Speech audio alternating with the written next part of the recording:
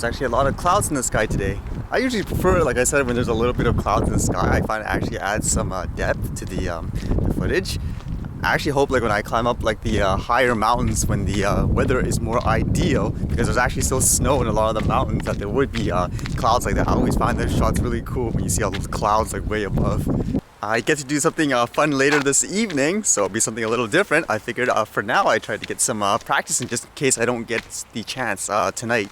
I was thinking too in terms of getting drone shots like in the mountains and all that, like when I hike. One thing I haven't actually practiced, but the type of shots I think are cool are flying the drone away from you, because most of the shots I actually got are as the drone going forward, so maybe that's something I need to practice a little more. Because again, I didn't want to practice stuff like that, like when you're actually up in the hill, like in the mountains. So yeah, it might be a good opportunity to try it here when I get the chance. And holy cow, the internet connection is so bad today. What the heck is going on here?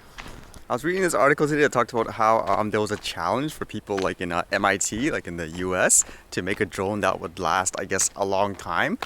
For the purpose of things like, I guess, rescue aids and all that in terms of transferring communication devices. And at first it said they were challenged or wanted to make something that was solar, I guess, generated with the power.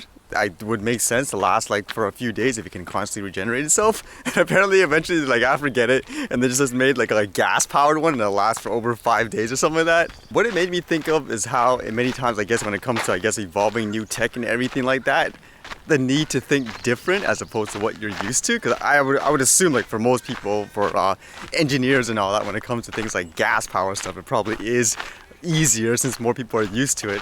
But it's kind of like interesting in this case, like how would you think outside of the box to make it last longer?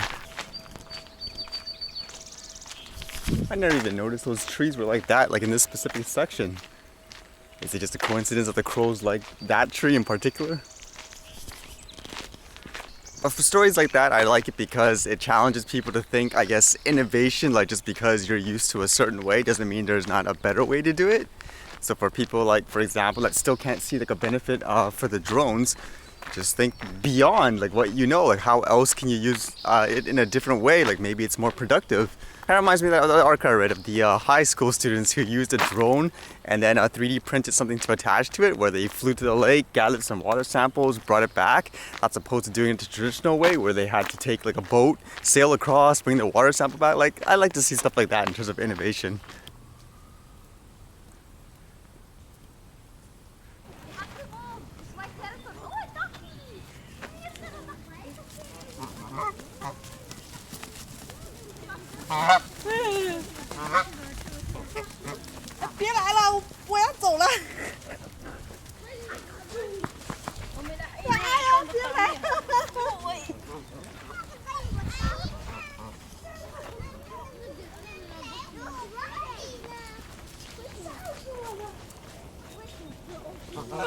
What's that thing that Goose is wearing? That's weird.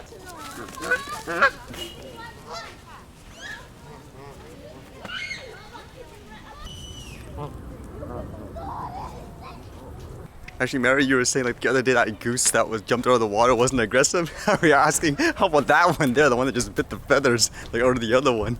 Although I wonder how that goose got those, whatever you call those bracelets or whatever around its leg.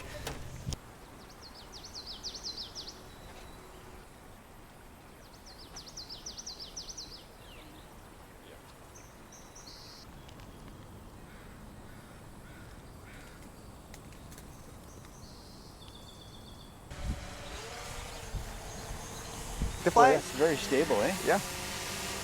Okay, go up. Okay, give it a try. Just want to see it. Yeah. So this is to go left or right and up. Yeah. And this is to actually move forward or back. Okay. So give it a try. Just hold up. Okay. So hold up on the left stick. And move forward, Yeah. like that, eh? Exactly.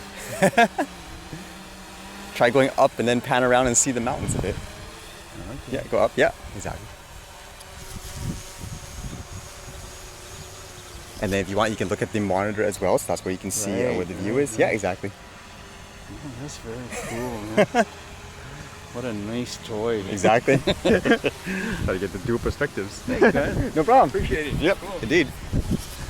Actually, funny enough, that's the first person who was actually willing to fly it. Because most people are like, no, I don't want to crash it, whereas he was pretty confident. I believe he said he was actually interested in things like aviation and stuff, so that's probably why.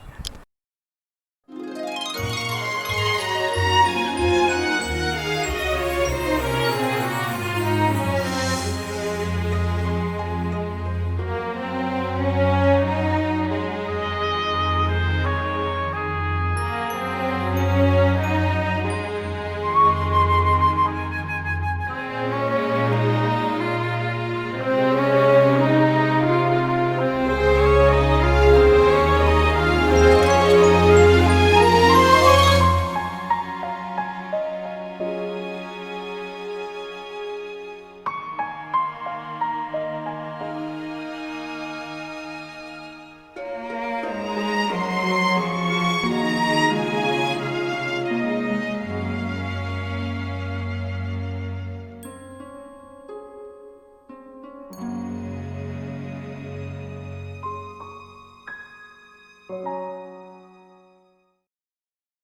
that was a fun test. Got to educate the public a little bit and try to experiment a bit with the shots. Like what I was trying there to do was to kind of fly backwards while going up to try to get like that pan view, because I haven't actually been able to do that like when I'm up in the mountains because I had no time to practice. So that was my attempt at it.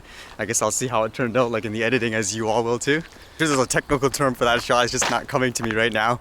But yeah, I tried my best to try to learn all this stuff manually first, because I'm still paranoid in general, trying to use those automated modes. Like there's one where it actually circles around the subject, and for that I'm still just a little iffy about that. If it's not like a huge open space, like I wouldn't trust it as much if it's like in a really tight corner and all that.